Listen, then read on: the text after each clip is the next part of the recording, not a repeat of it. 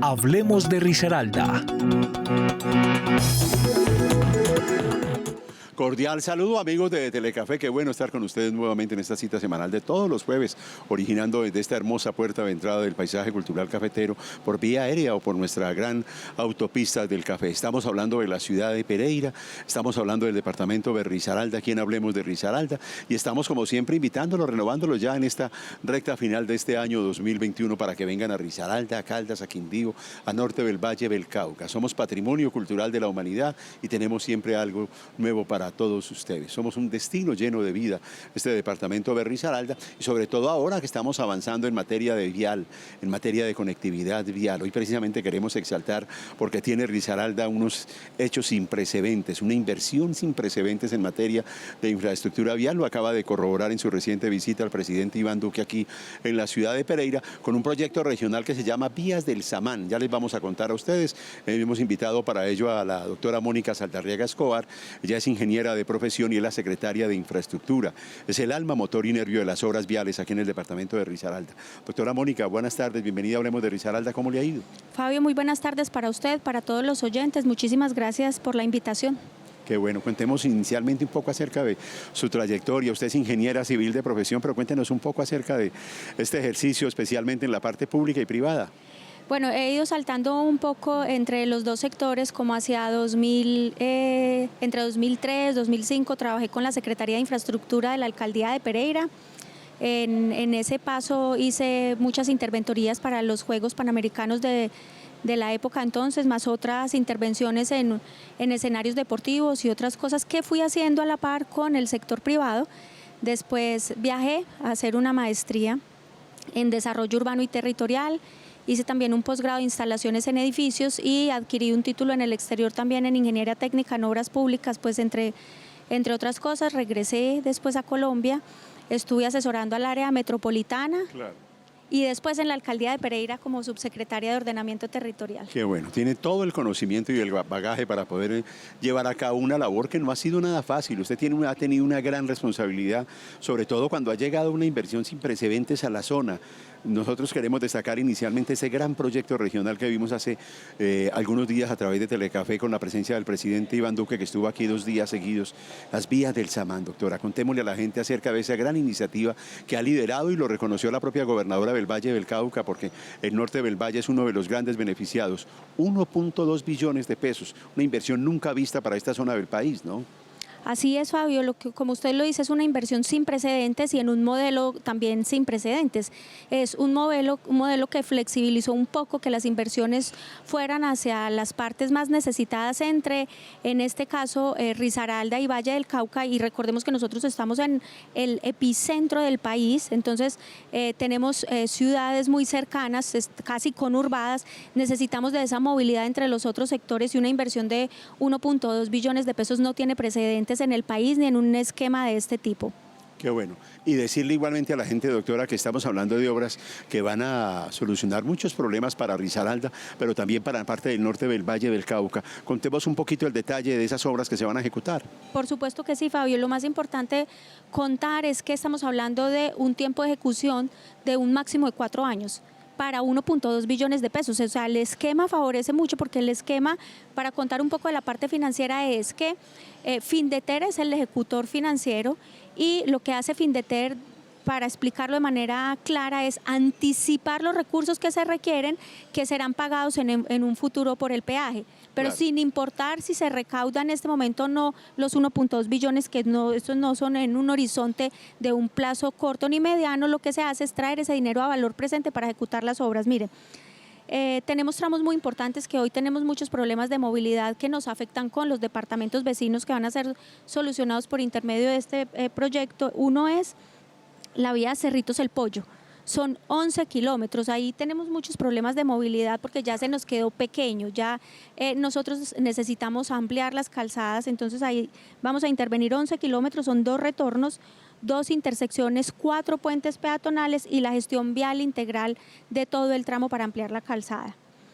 Otro tramo muy importante que vamos a intervenir es el tramo Cerritos Cartago, que es el mejoramiento de 3 retornos que tenemos ahí y toda la gestión vial integral del tramo completo. Otro tramo supremamente importante que nos conecta con el valle es Cartago-La Victoria, es una intervención de 37 kilómetros. Tenemos ahí 13 retornos, 2 intersecciones, un puente peatonal y toda la gestión vial integral. Estamos hablando de cerca de 350 kilómetros en el total de la obra, si mal no estoy. Así es, estamos Claro. hablando de alrededor, serán probablemente más porque ahí hay un rubro que tiene un monto importante donde dice estudios y diseños, por eso yo le decía que es un poco un esquema flexible, es un monto donde dice estudios y diseños para, digamos que en toda el área de intervención, si no hay estudios y diseños de un sitio puntual, se puedan acceder a esos, por lo menos a los estudios y diseños, pero podrían ser un poco más incluso. Doctor, ha destacado el gobernador y el mismo presidente que se trata de un proceso muy novedoso, una estrategia muy novedosa que tiene Findeter para que estas obras tengan la celeridad, porque hoy en día hay mucho escepticismo a raíz de los trámites, de las demoras que hay para este tipo de ejecuciones, pero dice el gobierno nacional que Findeter con esa nueva estrategia, ¿en qué consiste esa estrategia para que confiemos inclusive las obras se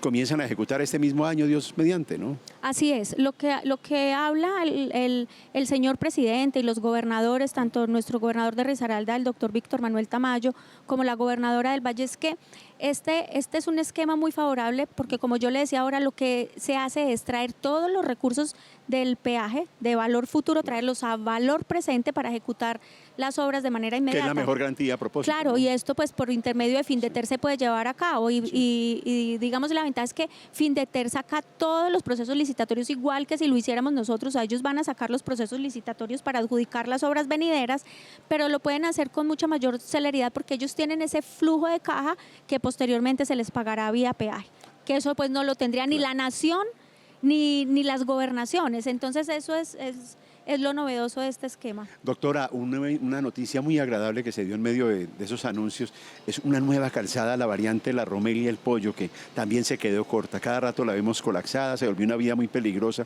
pero Dios mediante incluye este proyecto de una nueva calzada para esa zona. Ahí estamos hablando de ¿cuántos kilómetros? 13 kilómetros. 13 kilómetros. Sí, y este incluye la construcción de la segunda calzada y toda la gestión predial. Claro que sí. 13 kilómetros y ahí lo acaba de decir usted, nos quedamos cortos. Doctora, ¿cuántos empleos directos e indirectos pueden generar estas obras? Es una inversión, 1.2 billones de pesos pueden generar muchísimo empleo, ¿no?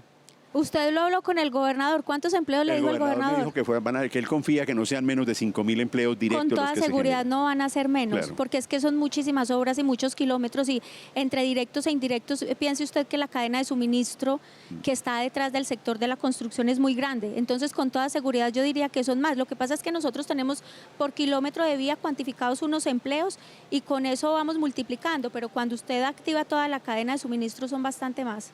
Con un valor agregado, y nos decía esta semana el alcalde también, y es que las administraciones municipales que están en jurisdicción de esas obras pueden incluir algunas obras dentro de esos recursos, ¿o no?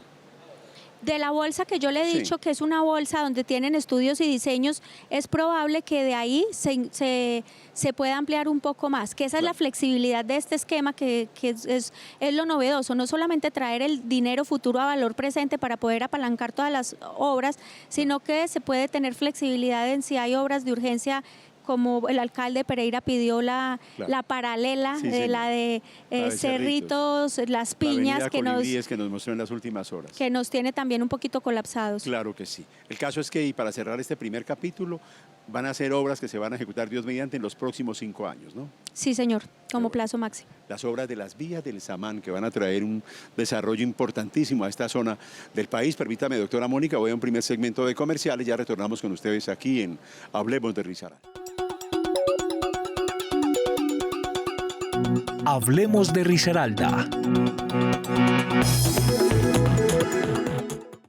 Y volvemos, amigos de Hablemos de Risaralda, con ustedes aquí en nuestro programa con nuestra invitada muy especial, la secretaria de Infraestructura del Gobierno Departamental. No sin antes invitarlos para que vengan y se alojen en este lugar maravilloso desde donde estamos originando el Movis Hotel de Pereira, uno de los imperdibles que en materia de alojamiento tiene el paisaje cultural cafetero, con un café maravilloso, Café Samán, para que ustedes vengan y disfruten uno de los cafés más suaves de esta bella zona del país. Doctora Mónica, hablemos ahora de un tema crucial para el turismo acá en el departamento de Risaralda, el municipio municipio de Marsella y un problema que ha venido generando duras ampollas allí al punto de que la población se ha manifestado, han hecho plantones de protesta aquí en Pereira, en la vía, por una falla que lamentablemente los ha aislado un poco en medio de esta pandemia. Ellos dicen que tienen 3 pandemias, una, la pandemia del COVID, la pandemia de la porcelana, que es esa falla que se está presentando, y otra, dicen ellos, los avalúos catastrales que se les van a disparar a raíz de unas iniciativas que tienen. ¿Qué contarle a la gente sobre esa falla de la porcelana que tiene la vía cerrada hace ya cuánto allá?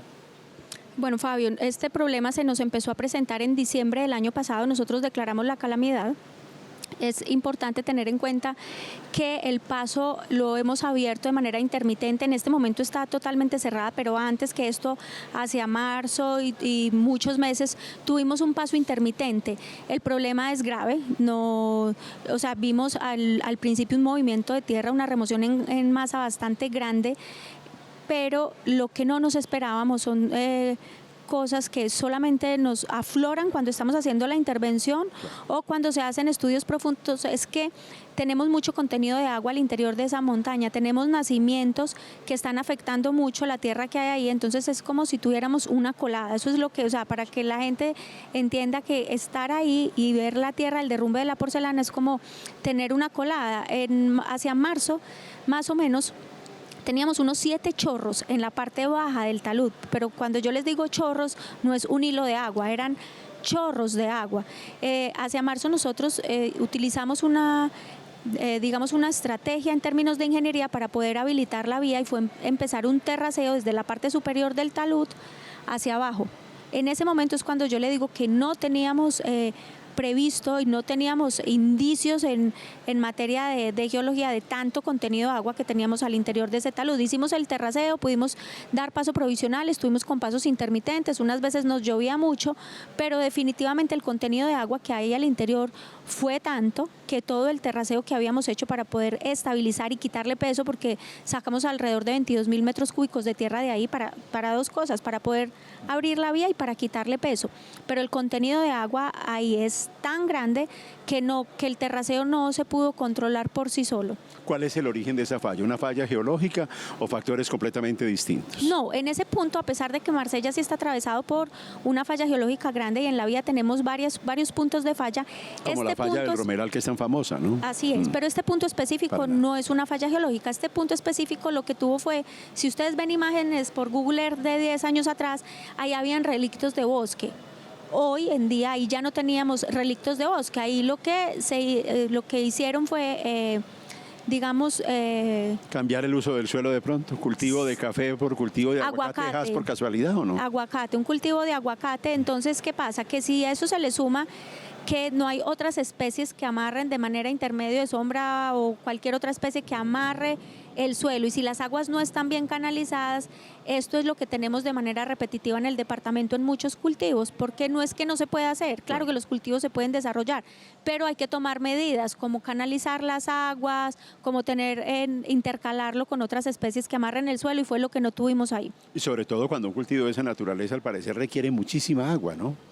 Sí, requiere mucha, pero la requiere bien conducida. Claro. Esto se puede controlar con un sistema de riego, pero ahí las aguas no estaban ni canalizadas ni conducidas. Entonces ahí tenemos un problema grave, que es el agua que está contenida al interior del talud y las aguas de escorrentía por lluvia que nos han afectado muchísimo. O sea, tenemos mucho contenido de agua porque infortunadamente esperábamos que nos llegara la fecha donde llegara el verano y no ha llegado en este año. Bueno, la realidad y a raíz de tanta desinformación que se ha dado, que el gobierno departamental no ha invertido plata, que hay mucha negligencia de la nación, ¿cuánto se ha invertido y qué se ha hecho concretamente?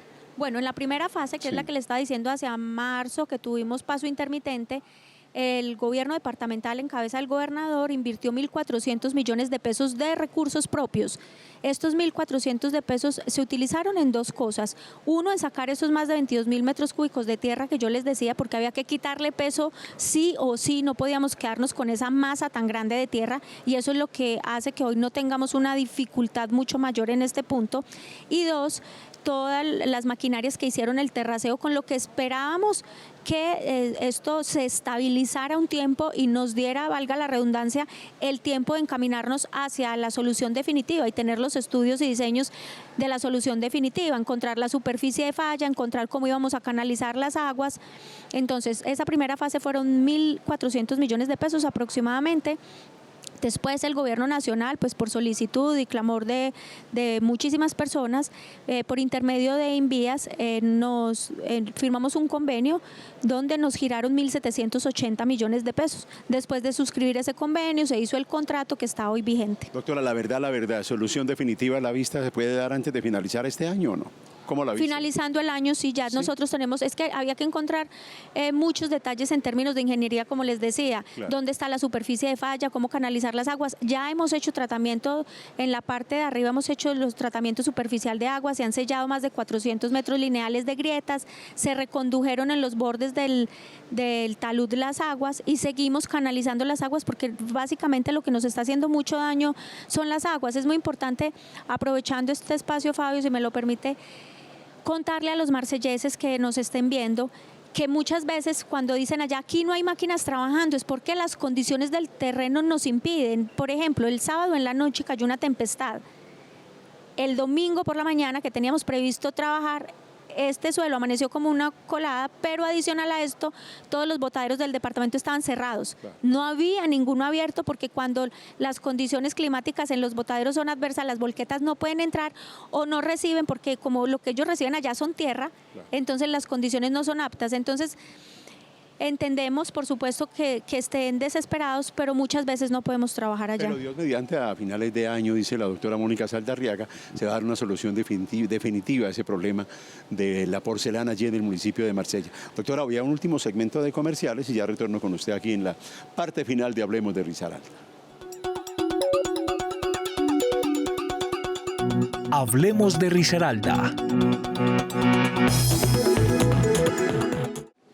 Estamos ya en la parte final de Hablemos de Risaralda, amigos de Telecafé. Estamos con la doctora Mónica Saldarriaga Escobar, es la secretaria de Infraestructura del departamento de Risaralda, hablando del todo el desarrollo vial que tiene esta zona del país. Doctora Mónica, esta ola invernal ha sido prácticamente que increíble, ha sido completamente dura para todos los habitantes de la zona y quería preguntarle a propósito de eso, los puntos más críticos que en este momento hay a raíz de esta temporada invernal que al parecer no tiene todavía descanso porque dice el IDEAN que se van a seguir prolongando las lluvias, ¿no?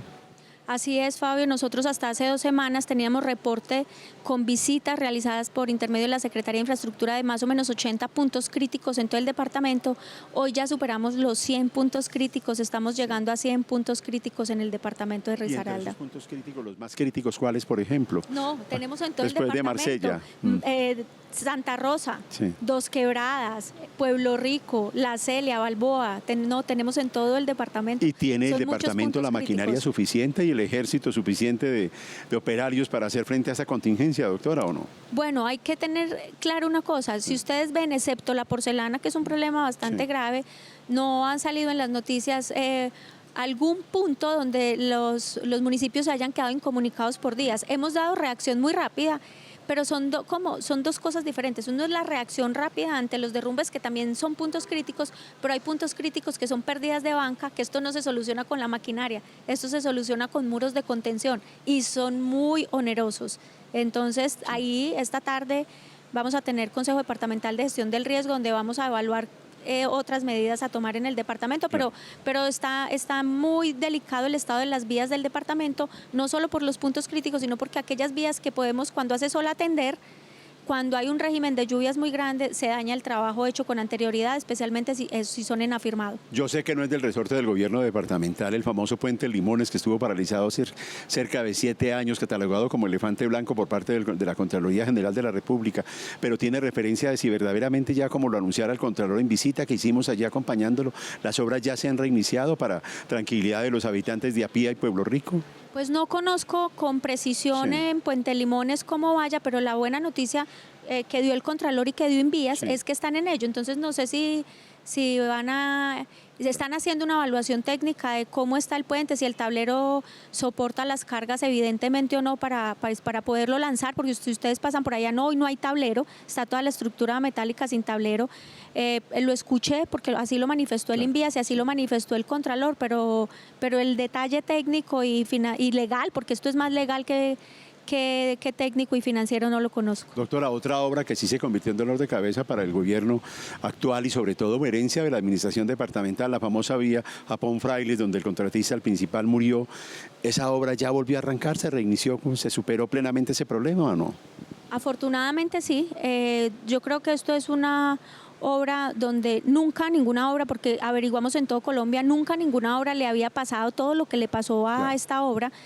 Nosotros llevamos un proceso de incumplimiento con un incumplimiento grave por parte del contratista, pero sumado a ello, cuando entró la pandemia y el COVID, pues infortunadamente el contratista falleció y la obra había sido adjudicada a una persona natural, por tanto legalmente el contrato muere. Entonces tuvimos que acometer dos caminos. Entonces el primer camino era volver a montar el proceso porque los recursos eran regalías y tramitarlo por regalías. Y otro camino era el camino legal para poder liquidar el contrato. Los dos caminos se hicieron, a diciembre 31 eso estaba saneado y este año nosotros sacamos la licitación, se adjudicó y en este momento nosotros ya iniciamos con unas tareas que a mí esta mañana me preguntaban, ¿cuándo va a iniciar la obra? Y yo les explicaba, ya inició, es que hay componentes de la obra que no son visibles, por ejemplo, la topografía es un componente de un inicio de obra, pero el contratista tiene que saber hasta dónde baja para hacer esa reposición de pavimento. El trabajo topográfico lo culminamos, ahora se está haciendo un trabajo en oficina para que el contratista pues sepa hasta dónde tiene que bajarlas para poder poner la nueva estructura del pavimento. Déjeme felicitarla por una obra y un corredor que yo recorro permanentemente, el corredor Pereira-Alcalá, en el norte del Valle del Cauca.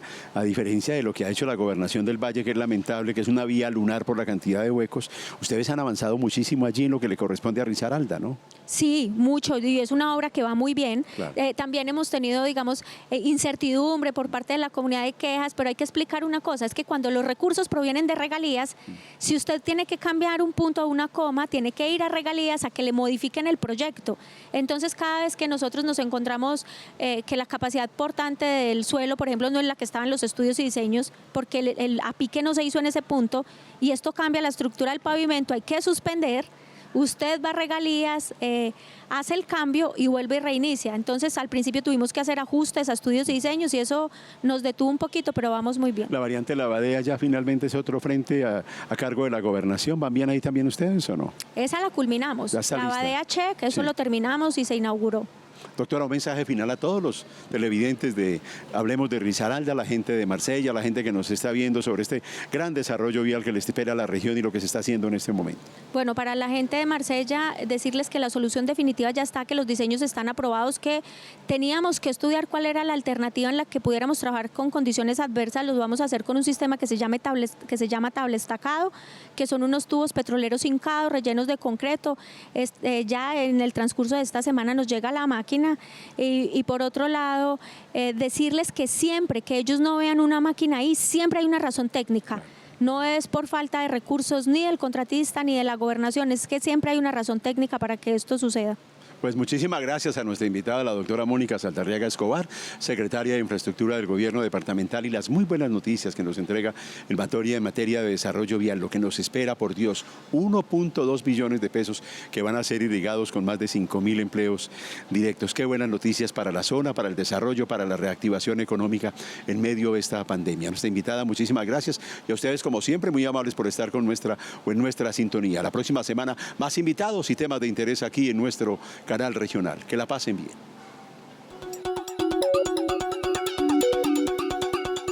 Hablemos de Risaralda.